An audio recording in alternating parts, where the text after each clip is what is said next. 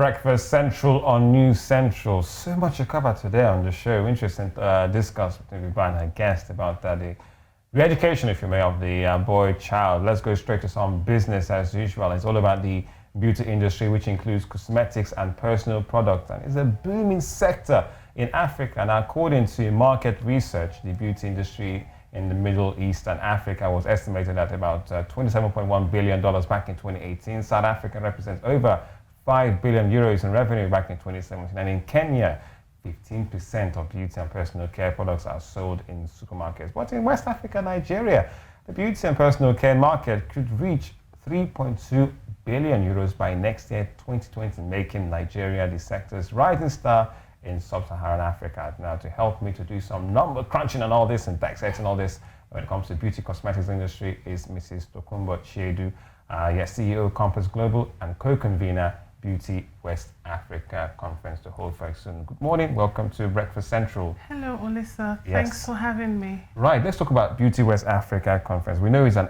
annual exhibition. So what are we expecting this year? Okay, so firstly, I should mention that, thank you for having me here. I should mention that, it's actually Africa's premier exhibition and industry conference for the beauty sector. Okay. And Nigeria is playing host because obviously we are quite a big player within Africa. Yeah, the figures say it all. Yes, exactly, and our population as well. So Beauty West Africa is actually a vision of our international partners B2B event who are based in the UK. And they had this ingenious idea that why don't we showcase Africa from Nigeria? That Nigeria is that important in the scheme of things. Why? And Nigeria's consumption in terms of all of these beauty, consumption and contribution within the industry is such that we need to be the platform. We need to be the one that is putting out there the African ingenious. We need to be the one leading conversations and really trailblazing in all sectors of the beauty industry or creative industry, which beauty belongs. Beauty and cosmetics. Yes, yes. But beauty is a part of the creative industry is what I'm trying to say, and we're already leading in entertainment, in film, so why don't we lead in beauty as well and have the whole house together? So really the vision is that we showcase the best of Africa, first of all the best of Nigeria, to the world, from Lagos, Nigeria. So picture 5 continents of the world being present, picture over 200 brands coming in from all over the world. Literally, I kid you not. I know people think, why are we just hearing about this? But this is our 2nd year of doing it. Last year, we had over 100 brands from 5 continents. Wow. And we had about 40 SMEs. SMEs, Nigeria, we actually curated on the exhibition platform an SME hub where you could come and meet the most ingenious Nigerian brands that are emerging. So the whole idea of this event is business to business, showcasing the international market within Nigeria, but also representing Nigeria very strongly. So it's like playing a football game on home soil. You know what I'm saying? So all the advantages are here for us. And really, what do we want to do? We are trying to really foster really important conversation to fast track the growth of the Nigerian beauty sector across the board. Because you see, the figures that you were mentioning earlier actually relate more to the cosmetics and personal care sector. But we want to look at all the other sectors of the beauty industry. We want to look at services. We want to look at, how are our players within Nigeria trailblazing? How is their brand footprint doing globally? How is it that, Wakanda happened and the designers, American, that made the outfits? Yes, they did a lot of research and they pulled from Africa, no doubt about it. Even from Nigeria here, some of our royalty and their garments inspired what we ended up seeing. But, I really would have loved to have seen a Nigerian as part of the cast. I really would have loved, since they are trying to depict Africa, to have seen some of my own industry players there. So it is really critical that we are on the conversation table. It's like the World Cup, you know. I don't know why I keep going to the games, you know. It's like the World Cup, and you want to have a global sporting conversation, and you're missing in action. It can't, you know, you're not present. So that's what it means. We can expect not to be overflooded by these global brands that will be showcasing at this coming together. Well, overflooded is not the word that I would use. I would say to you that Nigeria is a key destination for all the brands in the world.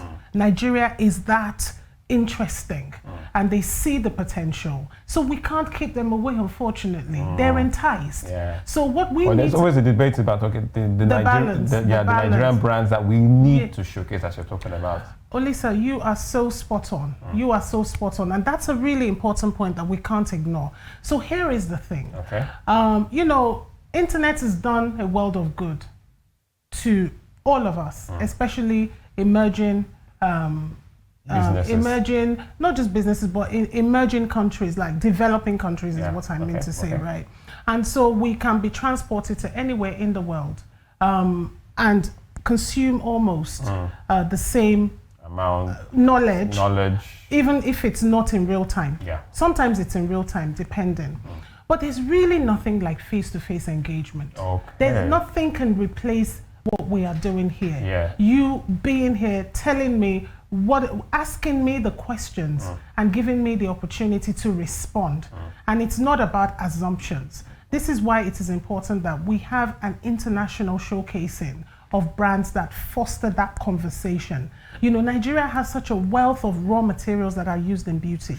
You know, we have an array of, you know, different things from shea butter, moringa, you know. And these are homegrown products. We have all of this. And, you know, we now have, you know, a vibrant, small-scale manufacturing sector. You know, Interesting that you use small scale. Small scale because it's agro-processing. They are the ones that are doing all the sort of organic formulations, the things that are more natural. The bigger you go in terms of manufacturing, the more you tend to lose the touch with the essence. You know what I mean? So we actually have now a lot of Nigerian entrepreneurs, and they have to start small. And then they scale up. What happens is that when we make available an international platform of this nature, when we do that, we're actually increasing the opportunity for Nigerians to do business with the world, knowing fully well that not everybody has the resources to attend all these global beauty events. And if you're not there, you're simply not. You're not part of the global conversation. You're not benefiting from the sort of insight that comes on that sort of platform. Do you see what I mean? So this is supremely important for our SMEs, because they're the ones that you're going to find there. And the SMEs are the engine of growth of any nation. It always starts like tiny, and then they build up. And in the process, they're employing more labor and getting people into employment, getting them off the streets, getting them meaningfully engaged. Do you understand? But what are we really doing to support them? So there's a question here about the support system and the lack of it when it comes to... Especially after such an event.